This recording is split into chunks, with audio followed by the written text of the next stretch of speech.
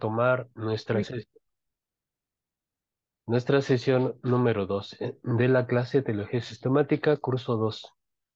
Y vamos a tocar los últimos aspectos sobre el tema de la soteriología. Soteriología, la doctrina de la salvación.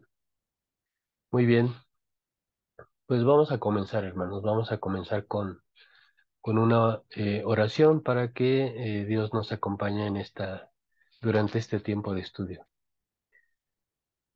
Bendito Padre que estás en el cielo, te damos gracias por tus bendiciones, Señor, y queremos suplicarte que nos acompañes con tu Espíritu en esta sesión, Señor, que estés con nosotros, que tu bendición siga siendo con cada uno, con cada familia, con cada congregación a la que pertenecemos. Gracias, bendito Padre, en el nombre de Cristo Jesús te lo pedimos. Amén. Muy bien, hermanos, pues vamos a comenzar.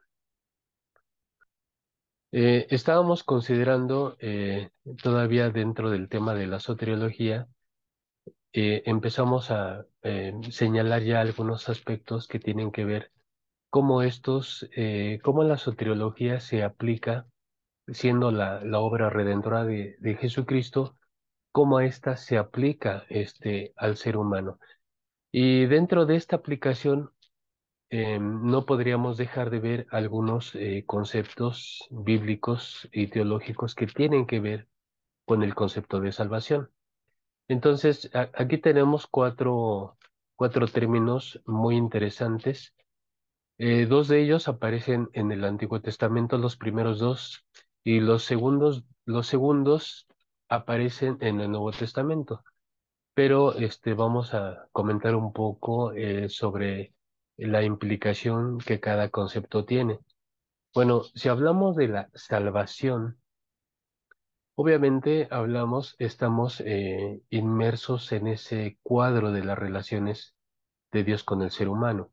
Y hablamos de salvación en un sentido revelatorio porque la acción salvífica solamente puede discutirse, puede estudiarse, puede analizarse, pero dentro de un cuadro revelatorio, es decir, dentro de aquel horizonte en donde Dios decide por cuenta propia hacer contacto con el ser humano y con una intención, por supuesto.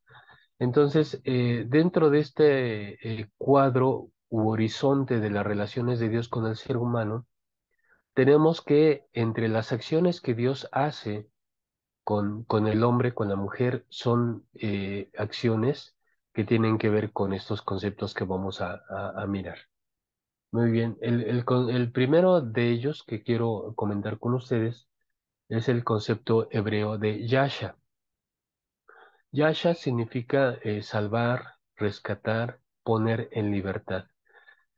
Observen ustedes cómo la salvación, que habitualmente se considera como un efecto espiritual en la persona, en realidad, y lo vamos a mirar a través de esos conceptos, el concepto de la soteriología, el concepto de la salvación, tiene que ver con implicaciones bastante prácticas. Y en este caso, el primero de los conceptos que estamos viendo significa salvar, pero no solamente en términos espirituales, sino salvar o hacer o ejecutar una salvación que incluye a toda la persona. Incluye también la idea de rescatar, de hacer un rescate y de poner en libertad. Si ubicamos esta acción divina enunciada en el Yasha, por supuesto, lo primero que salta a nuestra vista en la experiencia del pueblo es la liberación de Egipto. Recordemos un poco que Israel vivía esclavo en Egipto. La clase de vida que ellos llevaban pues no era para nada agradable, había trabajos forzados, mala alimentación, incluso la política de Faraón era que necesitaban solamente las manos necesarias para ir dándole vida a sus proyectos imperiales. Entonces, cuando la población sobrepasaba los límites numéricos, entonces la política faraónica era eliminar, ¿no? Eliminar a cierta parte de la población y vemos esa cuestión ligada con el acontecimiento de Moisés, ¿no? Moisés tiene que ser librado de la muerte para poder conservar la vida porque en este caso las políticas faraónicas pues consideraban un riesgo latente cuando la población de esclavos superaba un número que ellos consideraban permitido. Entonces, la acción divina en el contexto de la liberación de Egipto es, por supuesto, una acción basada en el Yasha, es decir, una acción en donde el pueblo, cuyo clamor, dice la Escritura, había ya subido a Dios, había alcanzado, y no porque Dios no lo supiera, ¿no? Pero en el contexto de las relaciones entre Dios y el pueblo israelita, surge de manera dramática esa parte que el clamor del pueblo sube hasta los oídos divinos y entonces ellos le dicen, ¿hasta cuándo habremos de estar y de sufrir y de padecer esta situación? Entonces Dios actúa con su yasha. Dios libera, Dios salva, Dios rescata, Dios pone en libertad a su pueblo elegido, ¿no? Dice, el uso de este concepto aparece más de 200 veces en el Antiguo Testamento y usualmente refiere las acciones divinas en favor del pueblo israelita, de lo cual repetimos el acontecimiento más claro es la liberación de Egipto. Entonces, ya desde aquí comenzamos a ver que la salvación de Dios para el ser humano no es meramente espiritual. En el uso cotidiano cristiano pensamos que la salvación es meramente espiritual. Y cuando nosotros compartimos el Evangelio, si logramos que la persona convertida llegue a la iglesia y acepte, eso es algo, una frase muy trillada, pero bueno, es lo que se usa en el contexto cristiano, y confiese a Cristo como su Salvador y Señor, entonces decimos, ya eres salvo, ya estás salvo, ¿no?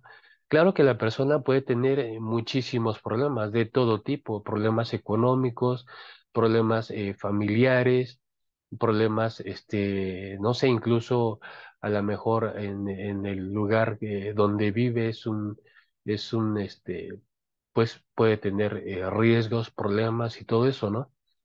Pero nosotros sentimos que con el hecho ya de que haya aceptado a Cristo como su Salvador, ya es salvo, ya está salvo.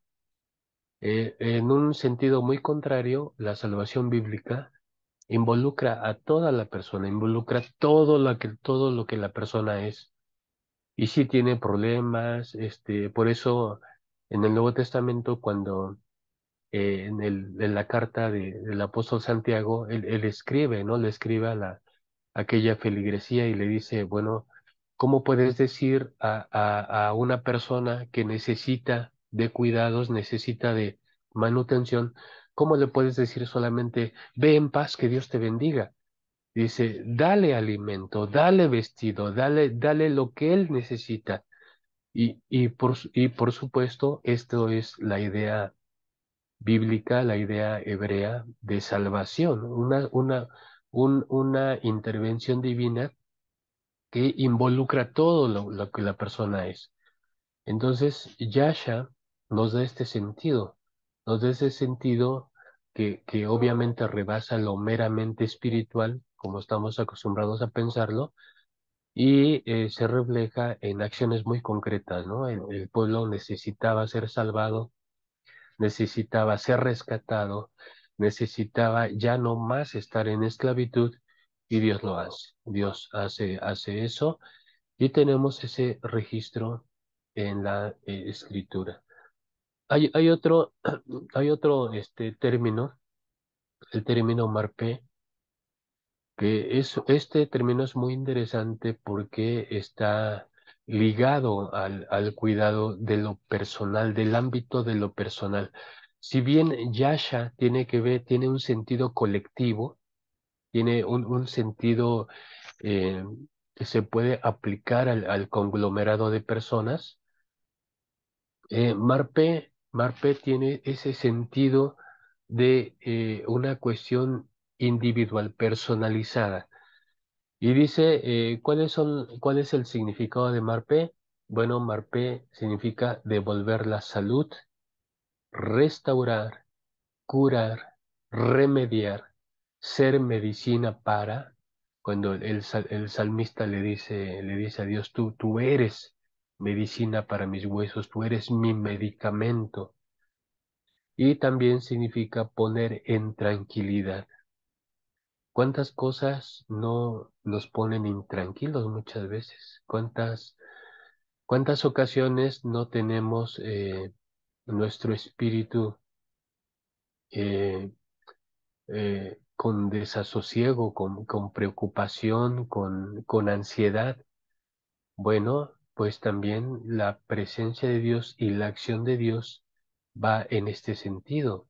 Cuando estamos enfermos y clamamos a Dios por salud, cuando necesitamos restauración, por quizá hemos sido heridos, lastimados por alguien más, o también quizá nosotros hemos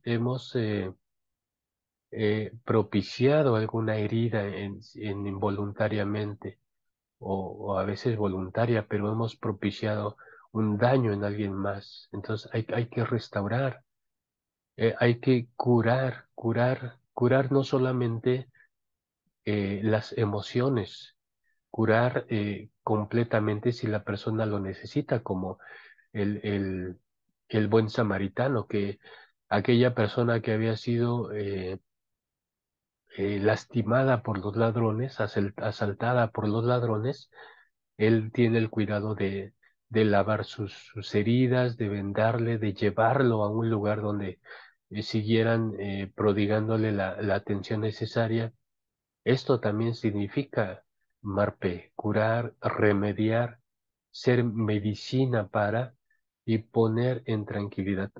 Es una significación bastante rica, de mucha riqueza lo que tiene el sentido de Marpe y también son acciones que Dios hace con nosotros.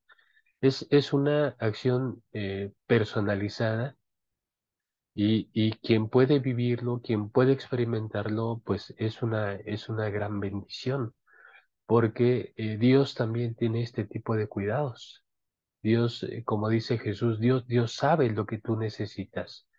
Dios y te lo va a dar, pero tienes que confiar, tienes que hacer justicia, tienes que eh, has- eh, este, practicar una fe adecuada, una justicia adecuada. Dios también hace este tipo de cosas con nosotros y su sentido personalizado que tiene Dios con el ser humano, pues es algo bastante bonito. Él nos prodiga de los cuidados personales de Dios.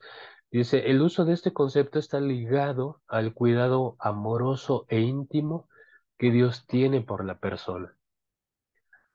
Eso es algo propio de un padre. Un padre eh, se preocupa por sus hijos, los procura constantemente, está al tanto de ellos y esto también lo hace Dios y el concepto de Marpe nos indica esa parte de la acción divina, salvífica que Dios tiene para con nosotros. Volvemos a enfatizar que el cuidado y la salvación de Dios no es solamente espiritual. El cuidado y la salvación de Dios tienen que ver con cada uno de los aspectos de nuestra vida. Muy bien, pasamos a la parte de los conceptos griegos, los conceptos que aparecen en el Nuevo Testamento. Los primeros dos son conceptos hebreos que distingue, por supuesto, la acción de Dios en el Antiguo Testamento, pero también porque se trata del mismo Dios, pero cuyo sentido, cuyo alcance también se va a ver reflejado en el Nuevo Testamento. Muy bien, el primero de los conceptos griegos que tenemos ahí es soso. Soso o sosó es un concepto muy interesante porque tiene que ver con la vida. Tiene una de la raíz que viene con sosó, es zoé, y zoé alude a la vida, alude a lo que latentemente está vivo. Entonces, sosó significa preservar, mantener seguro, resguardar del peligro. Dice, el uso de ese concepto va dirigido tanto a la salvación espiritual como a la restauración física, que son los dos elementos que ya reflejaban los, sus, los conceptos homónimos hebreos, ¿no? Entonces, es esta parte de preservar, ¿qué sentido tiene preservar? Preservar es incluir toda aquella acción que impide que algo se extinga, que algo deje de ser. Entonces, cuando uno quiere preservar algo, cuando uno entonces lo protege, uno lo cuida de tal manera que los daños o que los peligros no lleguen a eso que uno pretende cuidar, preservar. Entonces, el sentido de Dios respecto a la salvación también tiene que ver con esto. Preservar, Dios desea preservar nuestra vida, Dios desea preservar nuestra alma, pero también Dios desea que el mundo se preserve de todo aquello que le hace daño, de todo aquello que le hace mal. Y por eso una de las acciones que hace la Iglesia es justamente, alguna vez lo comentamos, es ser sal, porque la sal preserva de la corrupción. Entonces, en ese sentido, no solamente Dios preserva con sus acciones a los suyos, a sus hijos, sino también la iglesia preserva la vida, la iglesia preserva el valor de lo humano frente a todo tipo de peligros y de situaciones que deshumanizan, que atentan, que destruyen eh, no solo a la persona, pero también al mundo, al medio ambiente. Y, y este término de soso, que está muy ligado al otro concepto, al concepto hebreo de zoe, de vida, es justamente algunos desde el punto de vista de la pastoral y de la aplicación pastoral, han hablado de que el evangelio y el compartir la vida en los términos de Dios es justamente generar todo tipo de pulsaciones de vida. Antes de no conocer el evangelio, ni de compartir la buena noticia y todo eso, pues el ser humano normalmente tiende a generar pulsaciones de muerte, egoísmo, contiendas, disensiones, discriminación y violencia de todo tipo. Entonces, todo eso son pulsaciones de muerte, son acciones, son efectos que conducen a la muerte, que generan muerte, que mantienen un ambiente de muerte reinante en la humanidad. Pero Zoe, que es vida, y Soso, que es preservar, entonces es procurar y promover todas aquellas acciones que generan vida.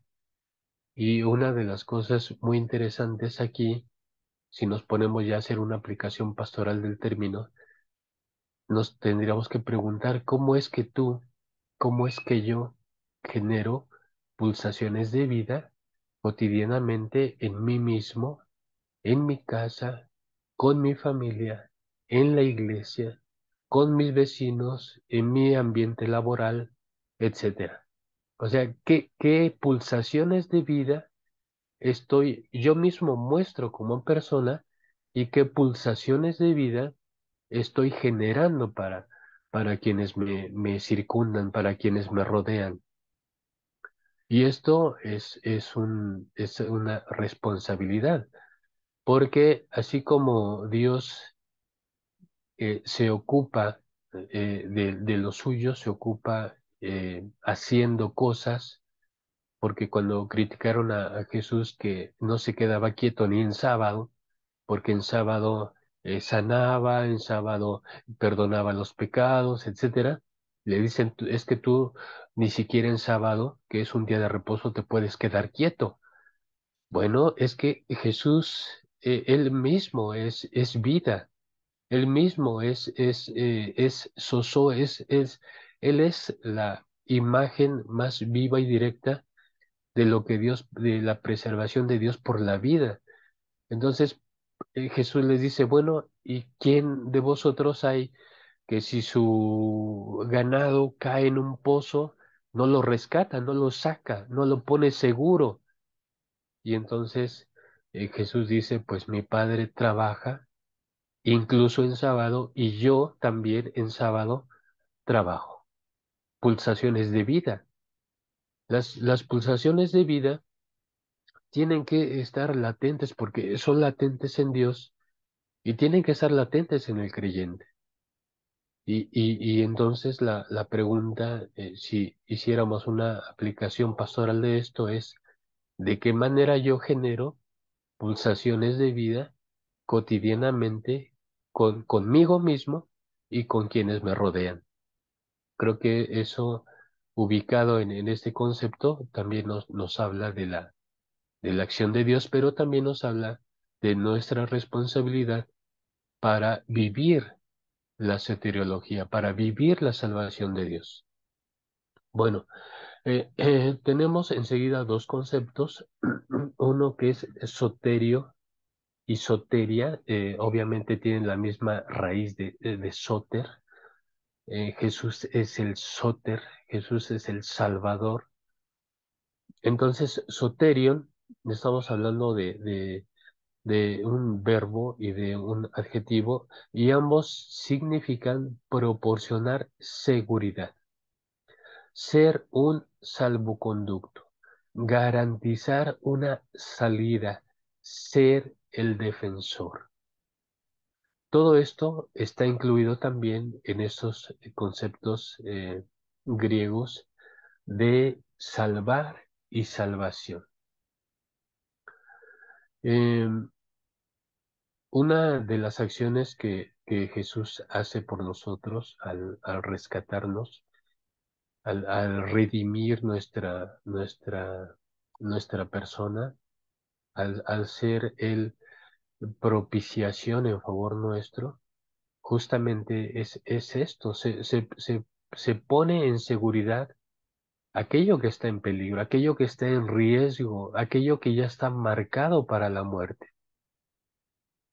Y por eso dice el apóstol Pablo que nosotros estábamos muertos en nuestros delitos y pecados, pero él lo dice muy claramente, pero cuando abundó el pecado, sobreabundó la gracia. Bueno, este sentido de los conceptos griegos soterion y soteria, que es justamente librar de riesgo, librar de condenación, librar de ira aquello que necesita ser librado, aquello que necesita que se le proporcione seguridad y ser un salvoconducto.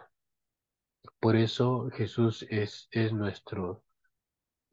Cordero, simbólicamente el Cordero inmolado por nosotros. Él fue nuestro salvoconducto. Lo que nosotros merecíamos, Él lo tomó para sí. Y ser un salvoconducto significa recibir en, recibir, responsabilizarse de la otra persona en un sentido pleno, total, absoluto. Y una de las cosas que Dios hace con la humanidad es responsabilizarse de la humanidad. Toma responsabilidad de la humanidad. Si esto lo lleváramos también a la aplicación pastoral, entraríamos en algo muy interesante que resulta ser la restauración pastoral de quienes llegan a cometer algún pecado y, y son disciplinados.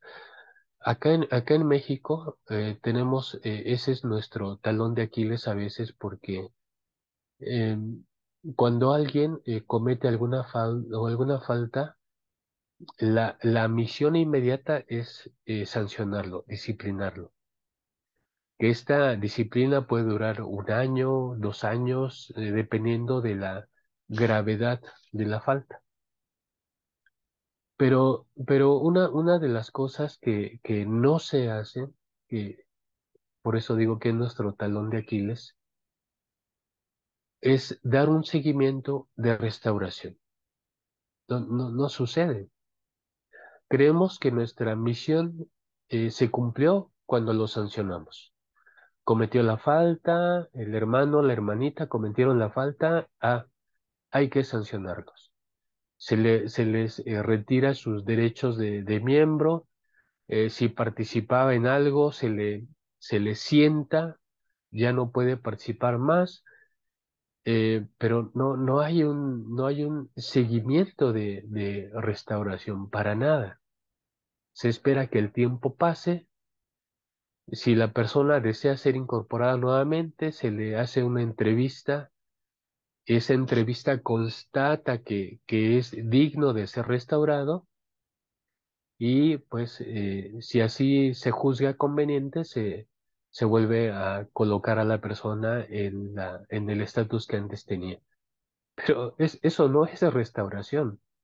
Y la iglesia tiene que, así como Dios toma responsabilidad de los suyos, si Dios no tomara responsabilidad, no hubiera no hubiera enviado a su Hijo, no hubiera salvado a los seres humanos. Pero Dios toma responsabilidad, se ocupa de la iglesia y más de los suyos, está llamada a ocuparse a ser responsable con los suyos, primeramente. Debe ser responsable también con el mundo, debe tomar responsabilidad, pero se entiende que debe ser algo básico, algo de primer orden, tomar responsabilidad con los suyos. Y, y en este sentido, vemos reflejado también el significado o la significación que ya está incluido en estos conceptos de salvar y de salvación. Dice, el uso, preferentemente cuando encontramos esos dos eh, conceptos en el griego, dice, el uso está reservado para la acción de Jesucristo en favor nuestro. Creo que eso es algo bastante claro en la literatura del Nuevo Testamento porque eh, el uso de estos dos términos aparecen siempre ligados a la explicación doctrinal de lo que Dios y Jesucristo han hecho por nosotros, ¿no? Que ha sido una acción eminentemente salvífica en donde el Señor ha sido nuestro salvoconducto, ha garantizado nuestra vida, nos ha provisto de una salida y es nuestro defensor. Por eso es que los escritores dicen que Jesucristo es nuestro abogado para con el Padre. Y un abogado que nos comprende porque este abogado al haberse hecho humano, al haberse encarnado, entiende perfectamente nuestra naturaleza y por eso es nuestro abogado. Y estoy recordando también un pasaje en Gálatas 6, cuando tocando el tema de la responsabilidad de la iglesia con los suyos, Dice, y vosotros que sois espirituales, cuando sorprendáis a alguien en alguna falta, dice, restauradle en amor. Dice, no dando por hecho que ustedes nunca van a caer o que ustedes están libres de eso. Entonces, el hacerse responsable, si aplicáramos ese concepto, pues también tiene que ver con acciones bastante concretas.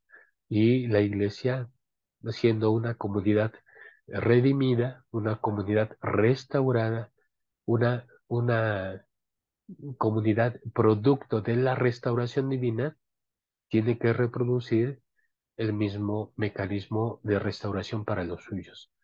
Bueno, con todo esto, hermanos, y revisando los conceptos, nos podemos dar cuenta que la salvación divina no solamente va al ámbito de lo espiritual, sino que incluye todo lo que somos. Aspectos ciertamente de índole espiritual, pero también aspectos emocionales, aspectos físicos, aspectos de relación entre unos y otros, aspectos comunitarios y por supuesto también aspectos misionales, aspectos de responsabilidad. Entonces es algo eh, pues muy completo lo que Dios hace y nos llama a vivir eso. Nos llama a entrar en su salvación, a vivir su salvación. Entonces, vuelvo a señalar que en la medida que nosotros generamos vida, promovemos la vida, protegemos la vida y expresamos vida, pulsaciones de vida, entonces estamos viviendo justamente la salvación de Dios. Porque la salvación de Dios incluye todo eso. Y si nos ponemos a pensar en, en la obra de Jesucristo, pues decir que solamente murió por nosotros, sin más ni más, es quedarnos bastante cortos con la idea de la salvación. Porque aunque efectivamente Jesús muere por nosotros, justamente desencadena la práctica de todo esto que estamos viendo aquí. Jesucristo, al morir por nosotros, no solo refleja cada uno de estos conceptos bíblicos, sino que desencadena, pone en marcha todo este mecanismo de salvación para la humanidad. Entonces, si nos gusta decir, es que Cristo murió por mí, es que Cristo, es que aquí estamos los redimidos del Señor, por quienes hemos aceptado, lo hemos aceptado como Señor y Salvador, pues sí, o sea, sí somos eso, lo hemos realizado, sí, pero ¿de qué manera reflejamos esta salvación provista por Dios? ¿De qué manera reflejamos esto hacia el exterior? O sea, ¿cuánta vida generamos? ¿Cuánta vida genera la iglesia que ha sido salvada? ¿Cuánta vida, cuántas pulsaciones de vida generamos? Y esto es algo, es una responsabilidad. Tenemos que estarlo haciendo todo el tiempo. ¿Quién dice el escrito, quién se puede cansar de hacer el bien? Dice, incluso dice, el mal, todo lo malo que existe en el mundo, la única manera de vencerlo es haciendo el bien. Las pulsaciones de vida, la salvación divina. No hay otra cosa que pueda cambiar al mundo excepto la salvación. Y cuando esta salvación se practica, se ejecuta, se promueve, entonces solamente así el bien vence al mal. No hay otra manera, no hay otra forma. Quizá a veces en esta rutina y costumbre que hemos adquirido, pensamos, es que Dios nos salvó, pues Dios tiene que arreglarlo todo. Dios envió a su Hijo por nosotros pues, que haga lo demás. Ya hizo lo más importante, pues puede hacer lo demás. Y no estamos compartiendo el proyecto salvífico de Dios, no estamos en esa línea de producción de vida, de transformación de vida, de un cambio de la realidad y de una ejecución de su plan, de su proyecto que es justamente el reino, su reino. Entonces, fíjense cómo el concepto de salvación, cómo la soteriología es realmente una cuestión bastante amplia que incluye todo, incluye todas las cosas, no solo al ser humano, pero también la creación. Por eso el apóstol Pablo en Romanos dice, porque la creación entera aguarda la manifestación de los hijos de Dios. Pero vean ustedes que la manifestación de los hijos de Dios consiste actualmente en estar sentado en una banca y escuchando al predicador en un día sábado. La manifestación, la creación aguarda la manifestación de los hijos de Dios. ¿Qué es que aguarde? ¿Qué es este sentido de que está aguardando? Está expectante, está esperando que los hijos de Dios se manifiesten lo que tiene la salvación. Pero los creyentes nos conformamos con estar en la banca en un sábado atendiendo al sermón y decimos, he cumplido. Ya lo hice. Dios, bendíceme, ya lo hice. Y nos consideramos buenos cristianos. Y decimos a alguien, es que yo ya soy salvo. Es que a mí Dios ya me ha salvado. Yo ya acepté a Jesucristo como mi Señor y Salvador. Y estamos allí en la banca. Y eso nada tiene que ver con el concepto profundo de la salvación de Dios, de vivir y experimentar lo que Él ha hecho con nosotros y de generar pulsaciones, generar todo tipo de acciones que lleven vida, que reproduzcan vida. Entonces, puede ser una cuestión bastante peculiar que nos creamos salvos estando solamente en aquella banca o en aquella silla, sentaditos y obedeciendo al director del culto. Eso es algo, pues, yo diría un poco extraño, ¿no? Si manejamos este concepto y si vivimos el concepto de la salvación divina. Bueno, eh, ahora, una de las cosas, ayer yo mencionaba con ustedes que íbamos a hablar sobre la vinculación que hay en esta aplicación de Dios,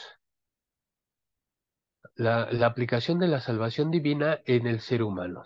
Y hablamos de un factor también esencial y es justamente la participación del Espíritu. Am, el Espíritu, lo vamos a ver a continuación, es un agente, es un mecanismo también de vida que nos ayuda, además de la gracia infinita que tenemos de Dios, Dios ha querido, además de eso, asistirnos con su Espíritu. Entonces, si a la salvación que ya tenemos de Dios, le sumamos la participación del Espíritu, entonces imagínense cuáles pueden ser los resultados y cuáles deben ser los resultados. Bueno, vamos a entrar a esta parte de una consideración, a lo mejor va a ser una consideración general, pero útil para también visualizar o aprender a visualizar mejor la asistencia del Espíritu, no solo en el creyente, pero también en la iglesia. Muy bien. Dice, la perspectiva tradicional sobre la comprensión general del tema del Espíritu. Esa es la neumatología. El tema o la doctrina que tiene que ver con el Espíritu Santo. Eh, Tengo ahí algunas imágenes ilustrativas que obviamente diríamos que la iconografía religiosa, que es bastante rica, es muy variada, lo ha sido desde la antigüedad. Los primeros cristianos, aunque era una iconografía bastante limitada, pero ustedes conocen ya esa imagen del pececito como uno de los íconos cristianos de los primeros siglos. Con el desarrollo de la iconografía, obviamente todas estas imágenes reflejan de fondo la doctrina o las percepciones religiosas de algo, porque ese es el papel de la iconografía, reflejar las creencias, reflejar el pensamiento religioso, esa es su función. Y en relación al Espíritu Santo, la iconografía siempre presenta a, dijéramos, hablando en términos del contexto de la historia teológica del cristianismo, siempre presenta a las tres personas de la divinidad, es decir, presenta al Padre, al Hijo y al Espíritu Santo. ¿Y por qué estoy diciendo las tres personas? Bueno, porque me estoy refiriendo a cómo históricamente se ha conceptuado la presencia divina en el mundo.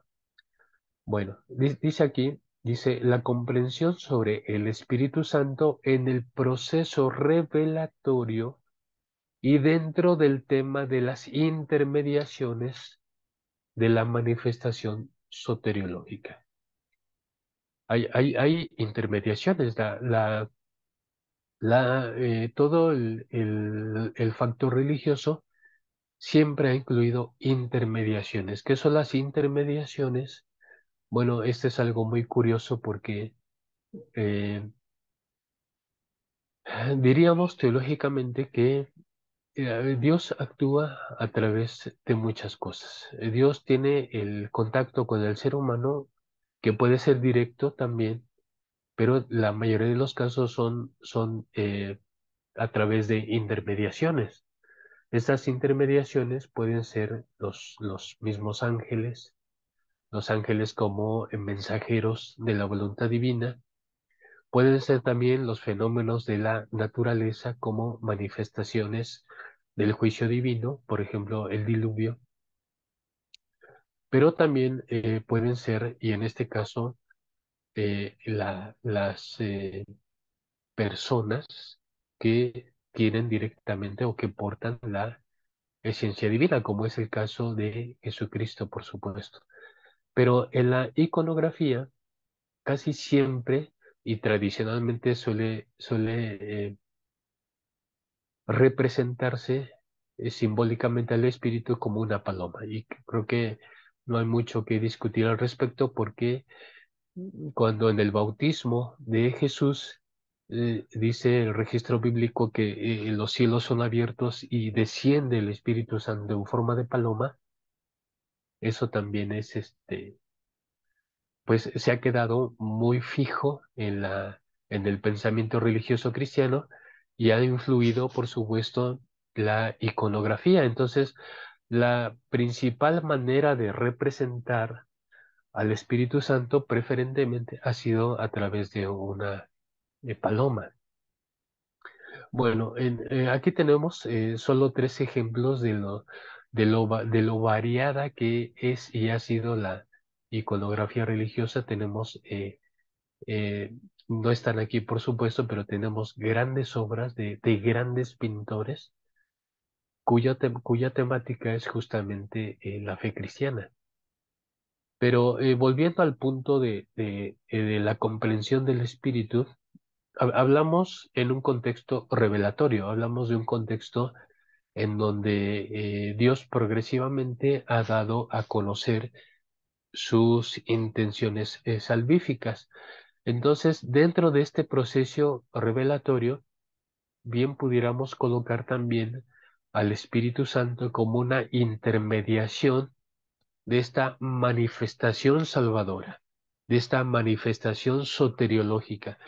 Entonces, al colocar al Espíritu dentro de esa función tanto revelatoria como soteriológica, entonces automáticamente nuestra comprensión del Espíritu se eleva porque si ya lo veíamos con los conceptos, si los efectos salvadores de Dios para el ser humano son más que claros, son efectos que transforman, que cambian, que modifican, que dan un cambio de rumbo total. Bueno, entonces no podríamos esperar menos del Espíritu.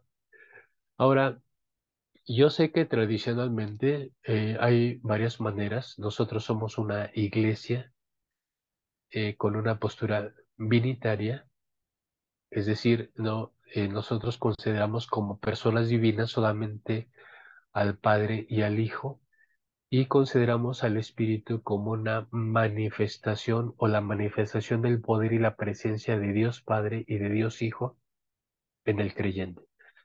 Pero somos de las pocas iglesias que no somos trinitarios. La mayoría de las confesiones cristianas son trinitarios. Y, y ellos manejan la idea de que el Espíritu Santo también, de hecho, es una persona. Sobre este tema les tengo una información que quiero compartir porque ustedes tienen que estar conscientes de que este tipo de temas no se generaron ayer o antier o el año pasado o el siglo pasado, sino que son reflexiones que han tenido que ver con que han sido parte del propio proceso del desarrollo de la fe cristiana. Así es que vamos a ver esa información solamente como referencia y que tiene cuya temática obviamente tiene que ver sobre el espíritu.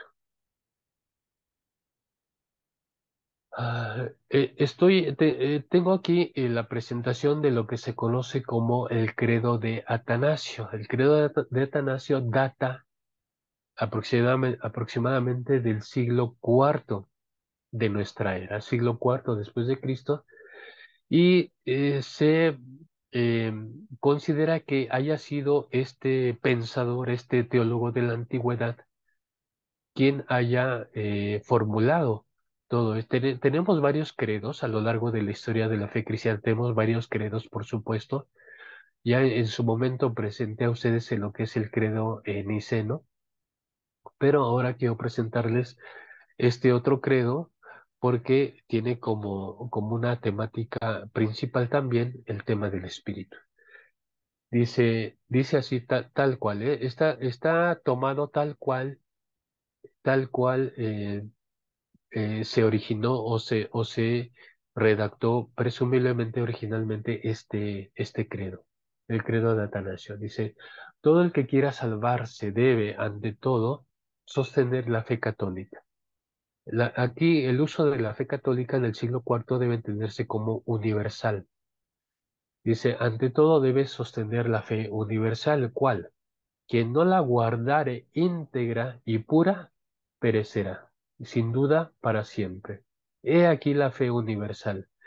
Veneramos a un Dios en la Trinidad y a la Trinidad en la unidad, sin confundir las personas, sin dividir la sustancia.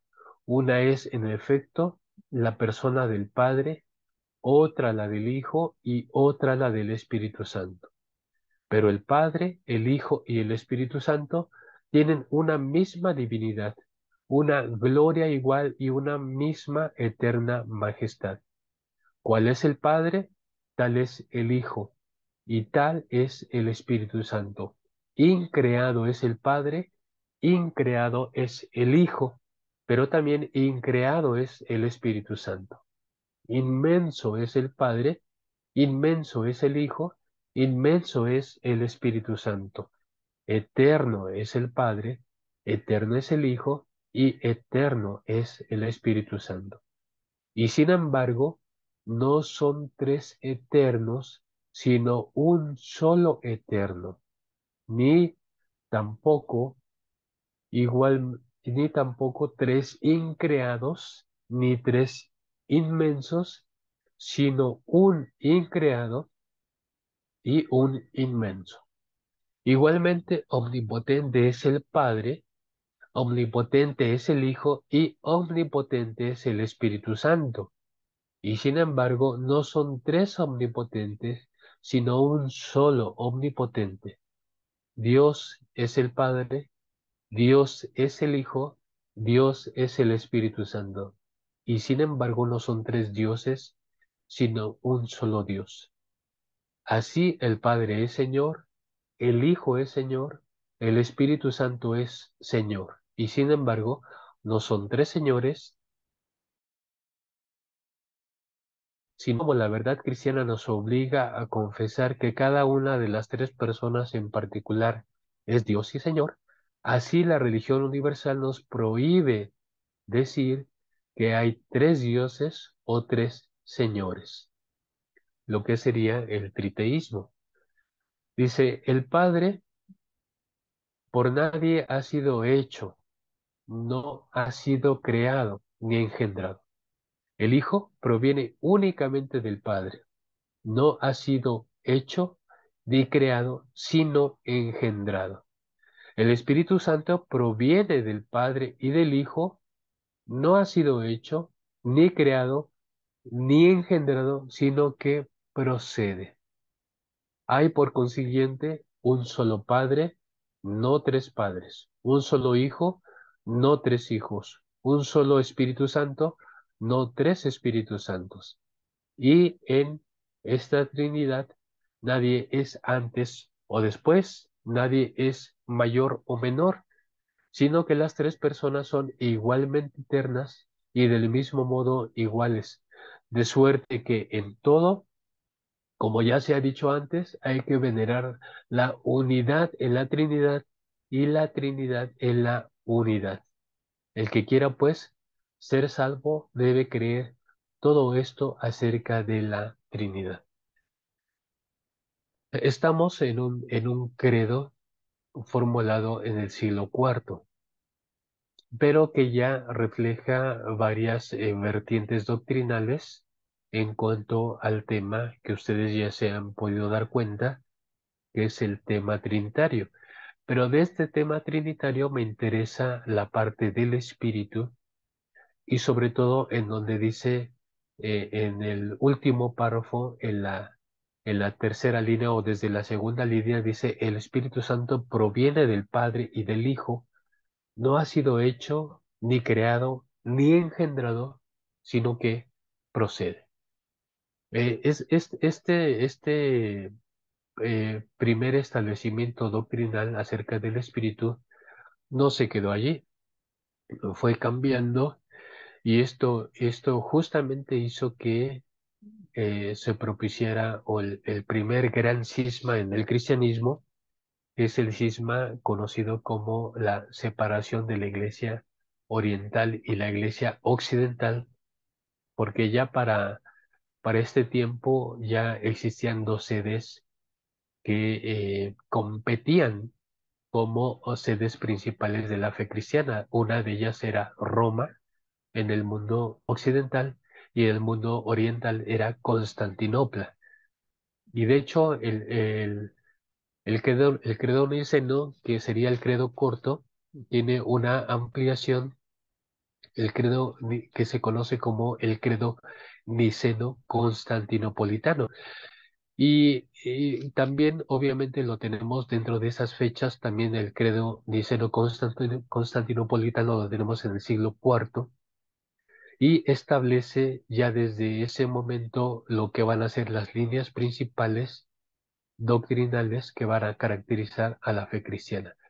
Pero esta parte en particular, el tema del espíritu, después generó una disputa, porque Roma, la sede de Roma se quedó con el punto de vista estrictamente trinitario en todo sentido, porque ellos siguen viendo hasta la fecha el Espíritu Santo también como una persona dentro de la esencia divina, y la Iglesia Oriental se quedó con esta idea que nosotros hemos heredado de que el Espíritu Santo no es una persona, sino que procede porque representa, simboliza y es de hecho el poder de Dios Padre y la presencia de Dios Padre, pero también de Dios Hijo.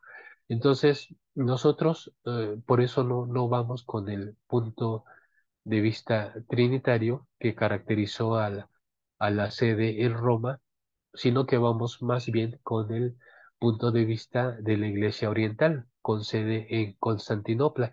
El cisma al que me refiero, que se formalizó, que ya venía varios siglos de disputas doctrinales, pero que finalmente en el año 1054 se genera y ese año queda marcada, la historia del cristianismo queda marcada en ese año, el 1054, porque allí se genera la separación definitiva entre la Iglesia occidental con sede en Roma y la Iglesia oriental con sede en Constantinopla.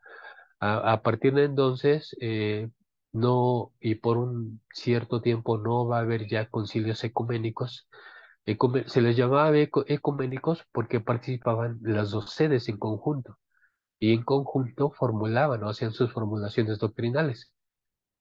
Pero después de esa ruptura, la sede en Roma habrá de tener sus propios concilios y la sede en Constantinopla habrá de tener también los propios.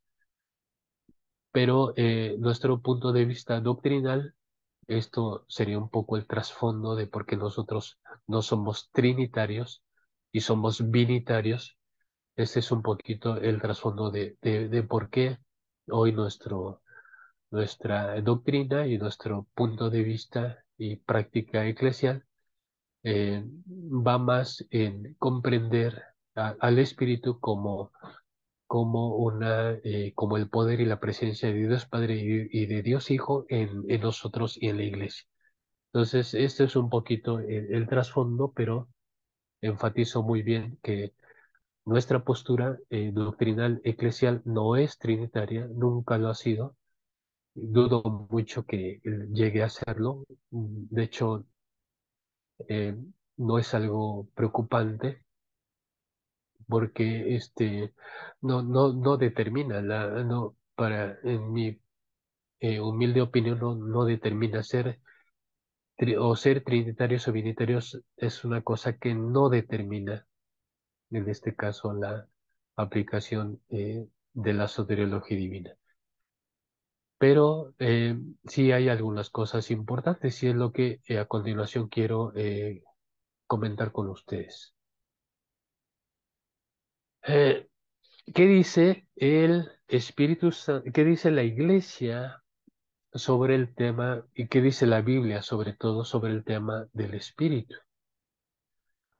¿Qué dice qué evidencias hay acerca del Espíritu? Bueno, primero consideramos generalidades y después consideraremos a través de un esquema la participación concreta del Espíritu. Primero veamos la cuestión de los datos, la cuestión de la información.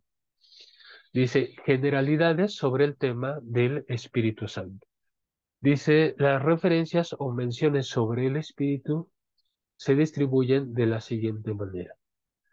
Aparecen 56 veces en los Evangelios, 57 veces en el libro de los Hechos, 112 veces en las cartas paulinas y 36 veces en el resto del Nuevo Testamento.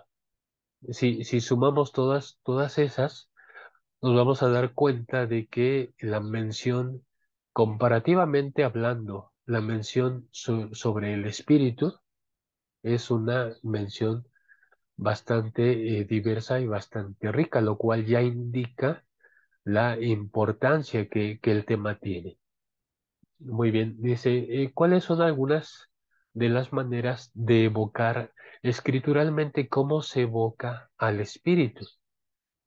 En el Antiguo Testamento también encontramos referencias bien como el Espíritu o bien como el Espíritu de Dios. La mayoría, hay un balance más o menos equitativo entre las veces que encontramos la referencia como espíritu a secas y las veces que encontramos, en este caso, la composición de espíritu de Dios. Pero de que también aparece muchas veces en el Antiguo Testamento, eso es también bastante notable. Muy bien, pero aquí estamos ubicados en el Nuevo Testamento. Dice, las distintas maneras de evocar al Espíritu en el Nuevo Testamento. Dice, aparece de varias formas, una de ellas es como el Espíritu de Dios, y tenemos una referencia en 1 Corintios 3:16. Después tenemos otra referencia a otro tipo de evocación y tenemos aquí el Espíritu de Cristo. Va a ser muy interesante, y por eso tengo aquí transcritos dos pasajes, uno de Romanos y otro de Corintios, y los quise transcribir tal cual porque, para comentarlos porque me resulta muy interesante esto. Y, esta evocación del Espíritu como Espíritu de Cristo lo tenemos en el pasaje de Romanos 8:9, el cual a la letra dice, mas nosotros no vivís según la carne, sino según el Espíritu.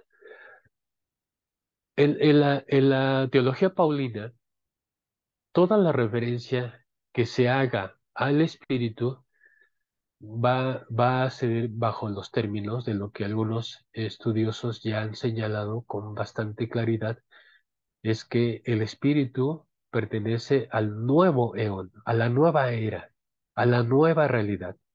Entonces, por eso en la teología paulina va a ser muy distintivo que él maneje este contraste de vivir en la carne y vivir en el Espíritu.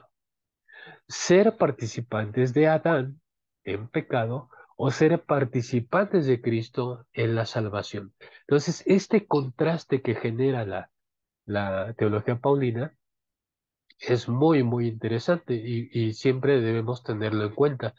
Por eso aquí en la retórica que viene registrada en esta carta, lo señala de manera muy directa. Dice, más nosotros ya no estáis conducidos conforme al viejo eón, a la vieja época. Dice, ahora, dice, sino según el Espíritu, en otras palabras, ahora os conducís conforme a la nueva era, donde gobierna Dios, donde gobierna Cristo y donde dirige el Espíritu. Dice, mas nosotros no vivís según la carne, sino según el Espíritu. Y luego pone la condicional. Si es que el Espíritu de Dios mora en vosotros.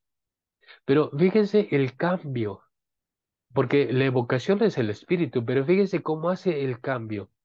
Primero tiene el Espíritu a secas. No vivís conforme a la carne, sino conforme al Espíritu. Ya, nada más. Pero luego dice, pero si alguno, dice, si es que el Espíritu Santo mora en vosotros, el Espíritu de Dios, perdón, si es que el Espíritu de Dios se mueve de la evocación de solamente el Espíritu al Espíritu de Dios. Y después se va a mover a una tercera evocación que es el Espíritu de Cristo. Dice, y si alguno no tiene el Espíritu de Cristo, el tal no es de él. Entonces, esa es la conclusión que para Pablo no tiene vuelta de hoja. Y para Pablo constituye la base de la ética cristiana. Ayer señalábamos, y yo espero haberlos dejado con cierta inquietud, que los cristianos decimos, somos salvos, ya recibí la salvación de Dios, ahora sí voy a guardar los mandamientos, ahora sí voy a poder guardar los mandamientos divinos. Y les decía yo el día de ayer, nos regresamos al antiguo eón. Estamos viviendo el nuevo eón, recibimos las bendiciones y la gracia del nuevo eón, pero queremos regresarnos al viejo eón.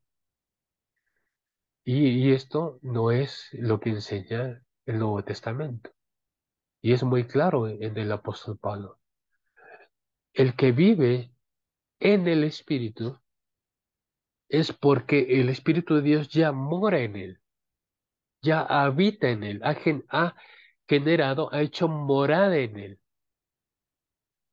Pero aquel que no actúa conforme al Espíritu no es de Cristo, simplemente. Entonces, ¿en dónde se basa la ética cristiana? Se basa en el dinamismo que el Espíritu Santo hace en las personas. Y como el apóstol, uno de los apóstoles cuando le decían a Jesús, aquellos que también andan haciendo milagros y obras y maravillas, no están con nosotros, no son de nuestro club. ¿Quieres que se los prohibamos? Y el Señor dice, no, porque no hay nadie que haciendo bien en mi nombre y por mi causa, después blasfeme de mí.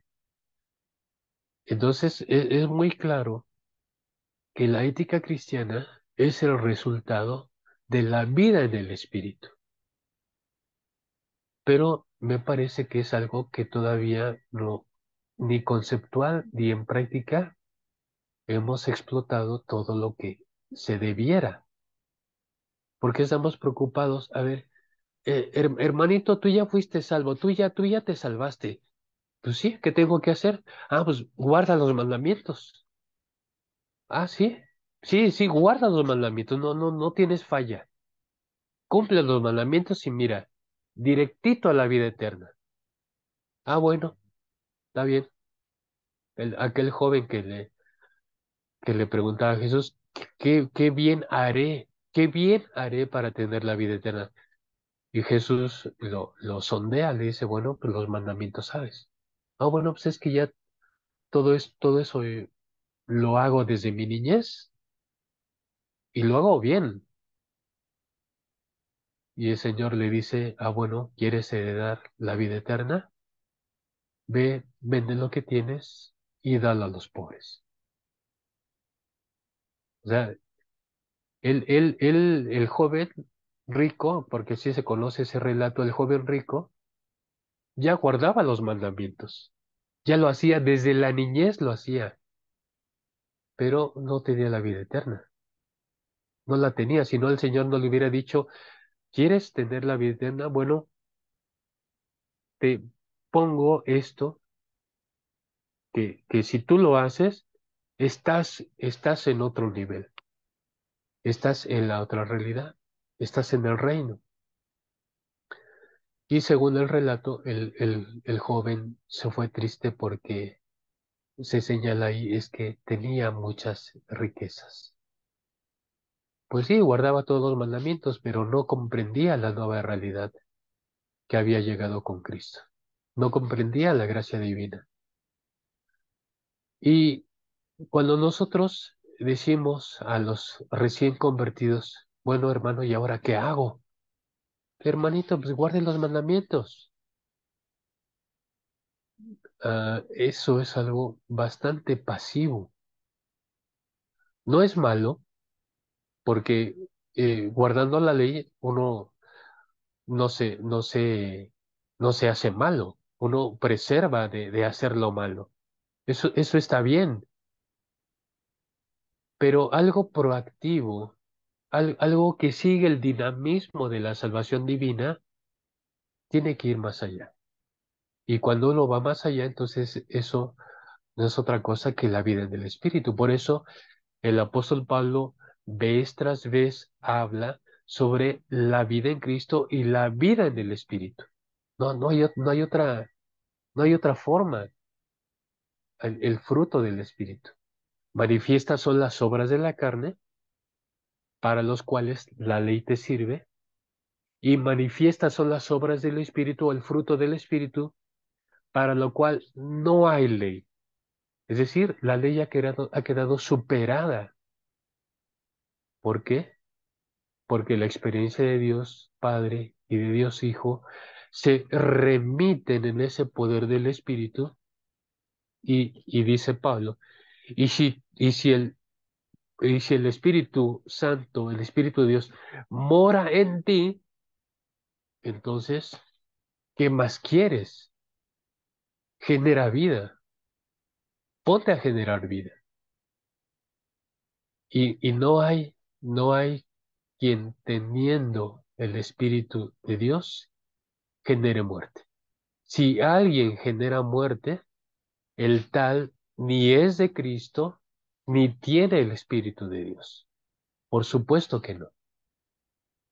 Pero si alguien empieza a generar vida, porque el Espíritu no sabe hacer otra cosa más que generar vida, generar bien, generar bendición, es lo suyo. Si alguien tiene el Espíritu de Dios, si alguien tiene el Espíritu de Cristo, entonces, ¿qué más adelante?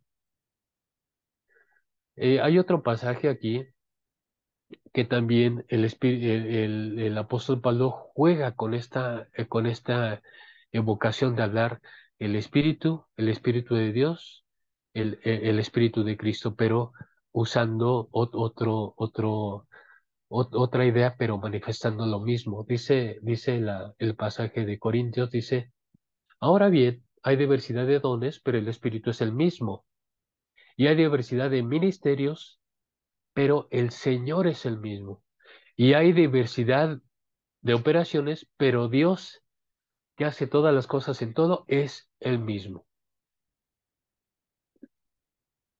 Espíritu, Cristo, Dios. La tríada perfecta del nuevo orden. El nuevo orden, el nuevo eón, el reino de Dios, el reinado de Dios, son los elementos principales, son los motores del nuevo eón. Espíritu, Cristo, Dios. O sea, y si tenemos lo mejor, si tenemos lo principal, si tenemos lo esencial, o sea, ¿qué más se puede desear? ¿Qué más? O sea, tan tremendo poder, tan tremendas facultades, tan tremenda asistencia, tan tremenda compañía o acompañamiento, y yo le digo al hermanito, a la hermanita, pero ya me convertí, ahora que ya me bauticé, ¿ahora qué hago? Ah, hermanito, pues guarde los mandamientos y mire, ahí está su lugar en la banca. No lo pierda, porque se lo ganan. Y nada más. O sea, esa es la vida cristiana. Cuando, cuando tenemos tanto poder, tanta asistencia, tanta potencial en la iglesia en nosotros, justamente para hacer la obra de Dios. Muy bien, otras evocaciones sobre el Espíritu es el Espíritu del Señor, por ejemplo, Hechos 5:9, el Espíritu eterno en Hebreos 9:14, el Espíritu de verdad en Juan 16:13, y otra vez una cita de Hebreos sobre el Espíritu de gracia en Hebreos 10:29, y todas estas evocaciones acerca del Espíritu nos muestran el dinamismo y la versatilidad que tiene el Espíritu. La vida de la iglesia es una vida gobernada por el Espíritu. Cuando Jesús en el Evangelio de Lucas se pone a leer el rollo de Isaías y la gente que lo escuchaba se quedan con, pues, con un sentido profundo de lo que estaba sucediendo ahí, porque el Señor al leer dijo, pero el Espíritu de Dios está sobre mí, porque me ha ungido para llevar buenas nuevas a los pobres, para curar, para liberar, etcétera, etcétera. El Espíritu del Señor está sobre mí. Todo el equipamiento que recibe el Señor está en el Espíritu. Jesús no necesita más. Si tiene el Espíritu, no necesita más. Y cuando Él, antes de partir, le dice a su iglesia, le dice a los suyos, dice, pero espérenme, aguárdenme. Y en Hechos 1:8, aguarden en Jerusalén, estén ahí atentos, porque recibiréis poder y me seréis testigos aquí en Judea, Samaria y hasta lo último de la tierra. ¿Y qué es ese recibiréis poder? Pues Hechos 2, la recepción del Espíritu Santo. El Espíritu Santo nos unge, nos habilita, nos capacita para desempeñar el proyecto de Dios. ¿Y qué más queremos? Por eso es que en la soteriología, la vinculación con el dinamismo del espíritu no puede quedar de lado. O sea, somos salvos, sí, somos salvos. ¿Para qué somos salvos? ¿Para qué? ¿Para qué Dios te salvó? Eso solo se descubre a través del espíritu. Bueno, todas esas evocaciones, hermanos, nos indican no solo la presencia e importancia que el espíritu tiene, sino también su dinamismo, su dinamismo. Vamos a pasar a un esquema. Este esquema resume la perspectiva soteriológica, cómo va marchando en el proceso revelatorio la salvación divina, cómo marcha, cómo se ejecuta. Bueno, tenemos, el diagrama está compuesto, más bien está dividido por una línea principal, que esa línea la debemos entender como la presencia de Jesús en la tierra, el Mesías, pero antes de esa línea, lo que nosotros tenemos es una primera creación, por supuesto.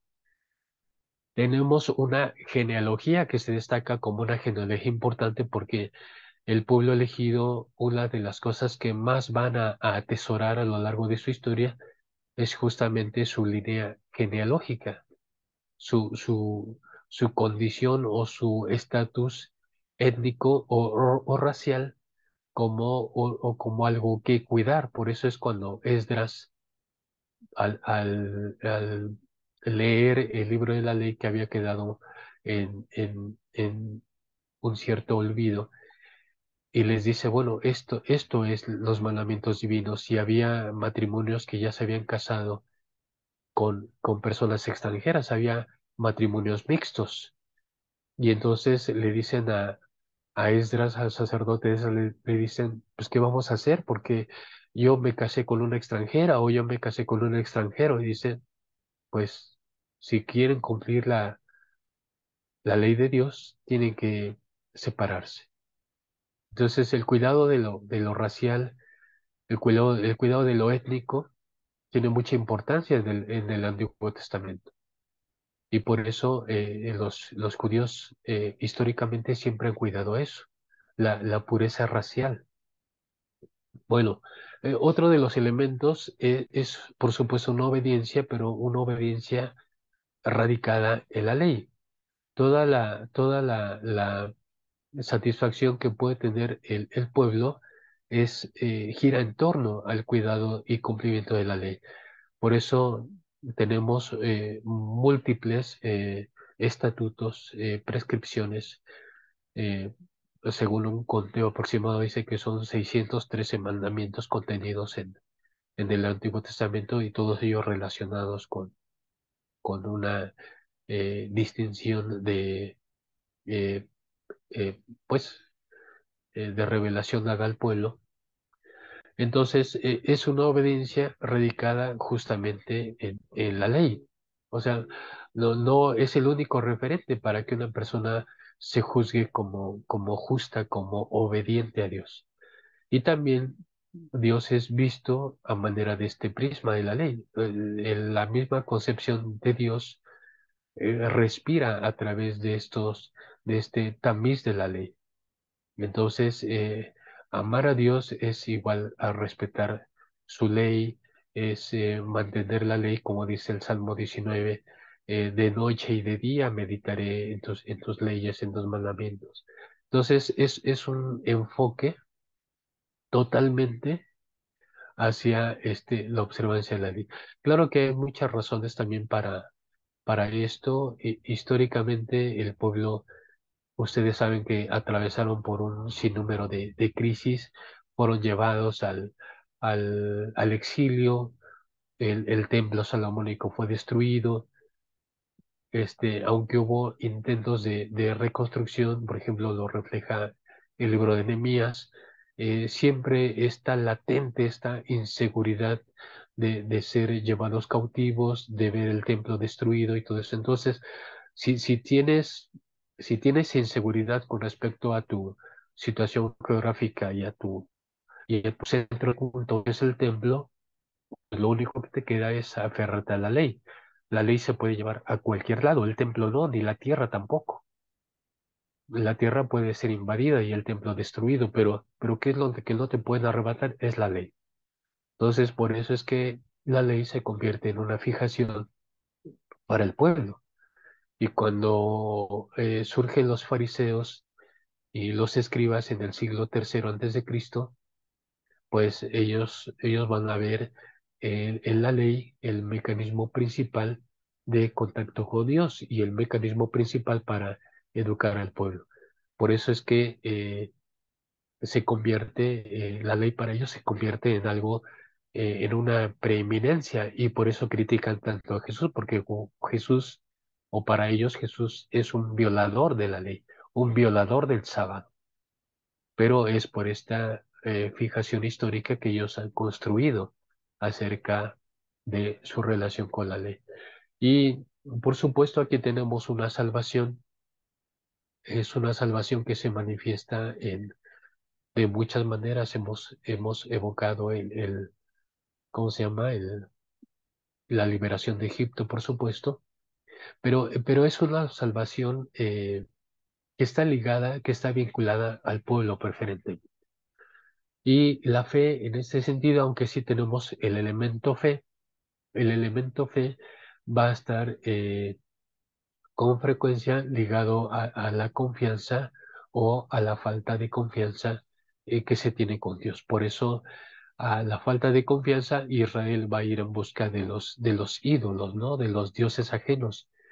Y los profetas se encargarán de arrastrar, de jalar a Israel hacia la fe en el verdadero Dios. Pero esto va a ser una constante crisis que va a estar atravesando el pueblo. Bueno, pero con respecto al proceso, entonces si no tuviéramos Nuevo Testamento, seguiríamos estrictamente en el esquema del Antiguo Testamento, pero como ya tenemos Nuevo Testamento, tenemos revelación, tenemos la llegada del Mesías y tenemos otros elementos que integran la nueva era, el nuevo eón, entonces la cosa cambia, ¿no? Aquí, por supuesto, tenemos una fe anclada en Jesús, el autor y consumador de la fe, por supuesto en Dios, pero siendo Jesús la evidencia palpable de la presencia de Dios entre los seres humanos, por eso Jesús es el Emmanuel, es Dios con nosotros, Entonces es una fe más viva, mejor direccionada, porque ya no radica en aquella eh, vacilación que puede tener el ser humano, como era en el Antiguo Testamento, sino radica en la certeza de tener a la persona al lado, de tener al Salvador al lado nuestro y estando viviendo su presencia. Entonces, aquí también tenemos el elemento salvífico, por supuesto, pero es un pacto salvífico, es un pacto de salvación, pero operado directamente en Jesucristo y por Jesucristo. Tenemos la obediencia, lo que estábamos ya discutiendo, empezamos a discutir, pero es una obediencia que ya ha superado el esquema veterotestamentario y ahora se fija en esa nueva realidad donde el motor, donde la potencia, la energía, la dirección, la guía viene por el Espíritu Santo.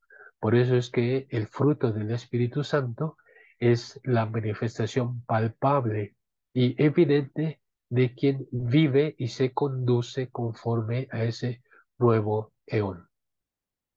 Y por supuesto tenemos la nueva creación. Adán cayó, Adán tuvo los efectos nocivos para la humanidad, pero ahora en Cristo el ser humano es recreado. En Cristo somos nuevas criaturas. He aquí lo viejo pasó, he aquí lo de antaño era sombra para la nueva realidad que llega con Jesucristo. Y por supuesto tenemos el reino de Dios como ese ambiente latente de que refleja la nueva realidad y la cual marcha a su realización plena. Una realización que ha sido inaugurada por Jesucristo y será potenciada para su complementación en el retorno del Señor.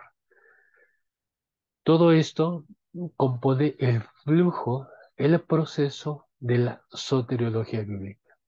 Entonces, por eso es que yo señalaba la parte del Espíritu Santo y el valor que tiene el Espíritu Santo en el nuevo eón como agente guía para la nueva fidelidad, para la nueva justicia y para la nueva obediencia que Dios requiere. Si el esquema anterior hubiera sido suficiente, entonces Cristo no hubiera venido. Si el esquema anterior solo había que agregarle más mandamientos y en vez de 613 hubieran sido 800 o 900, si eso fuera el caso, entonces no tendríamos Nuevo Testamento. Pero tenemos Nuevo Testamento porque la revelación de Dios prosiguió.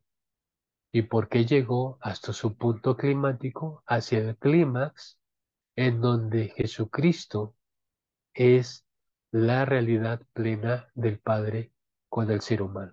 Y donde el Espíritu Santo, su asistencia, su guía y su unción son suficientes para llevar a cabo el proyecto divino que es su reino. Y nosotros ahora estamos en esa parte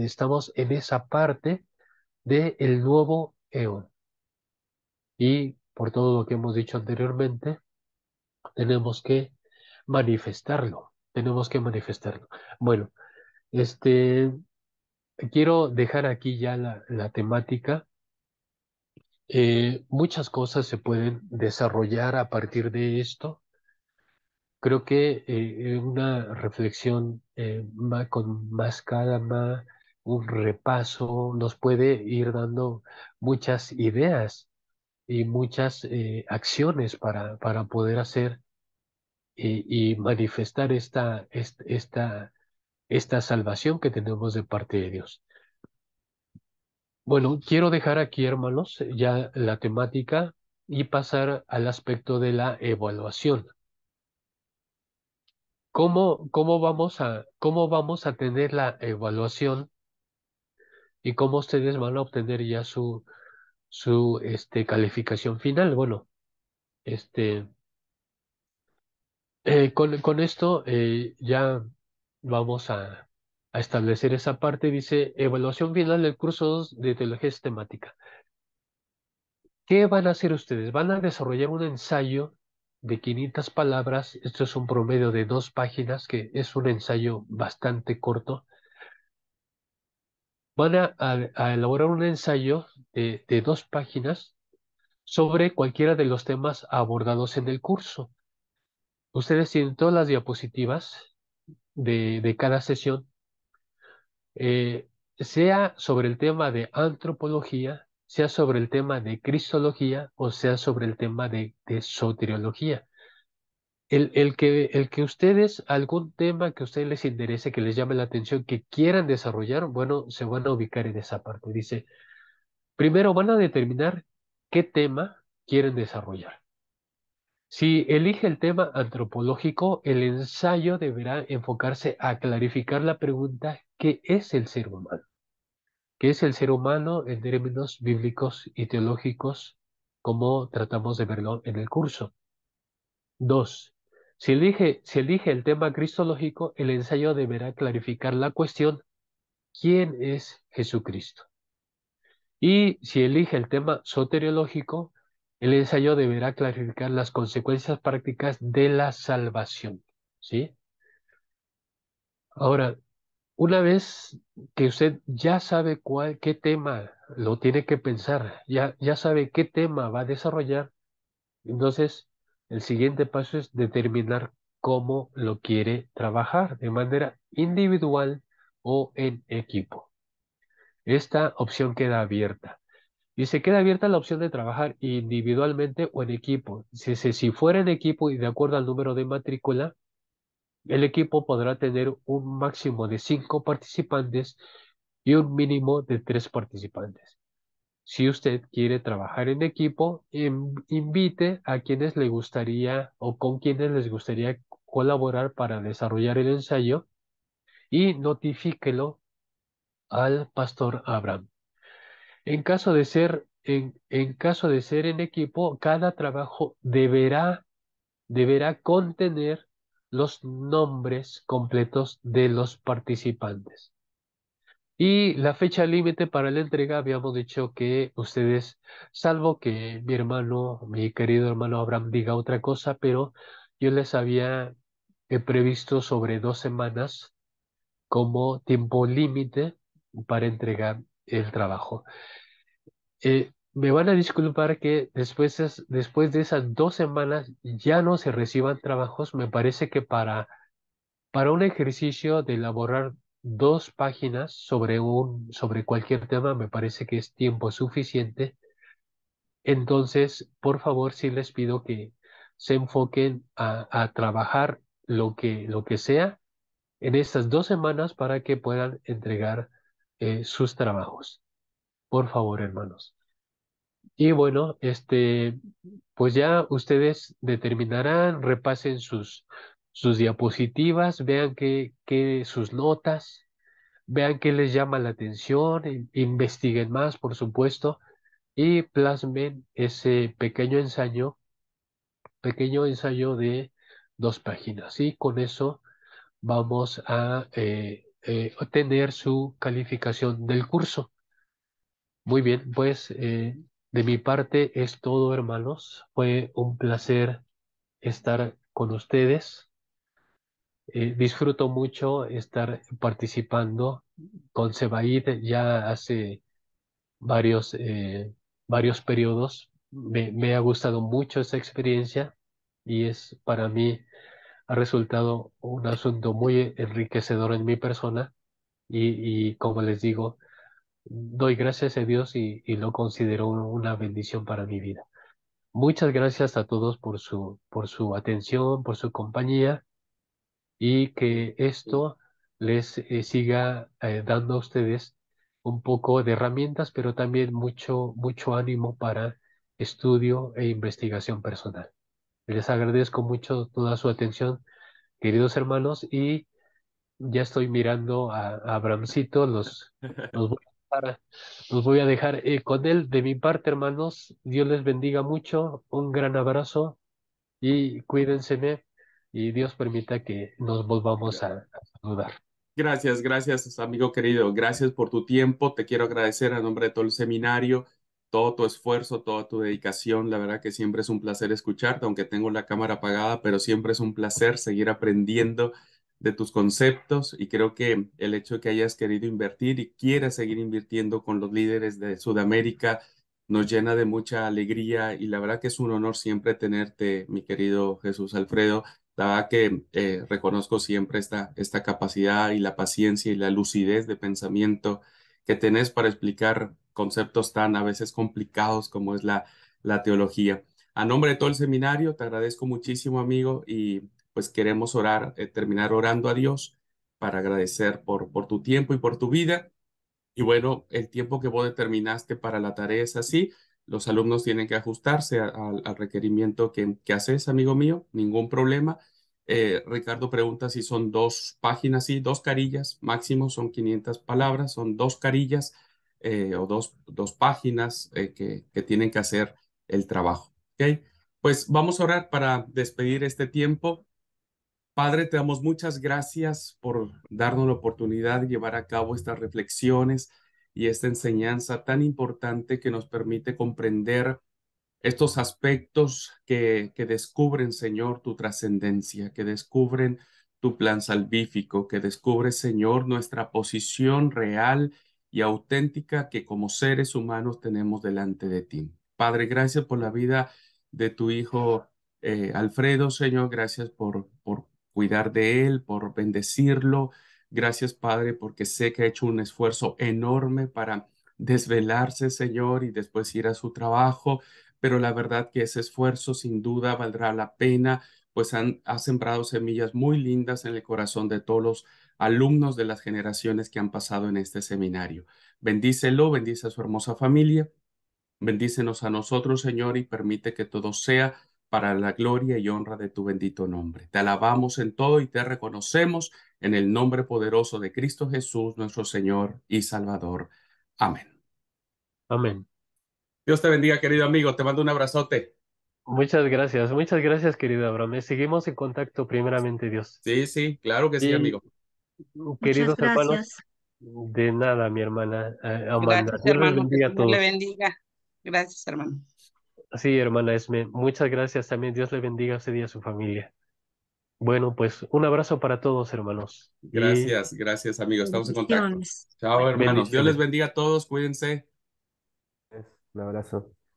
Un abrazo. Felices vacaciones ya. Tienen un receso de 15 días, amigos míos. Así es que métale ficha para hacer los trabajos que tienen pendientes, ¿eh? Abrazos a todos. Dios les bendiga. Paz. Chao. Chao, Bendiciones. chao.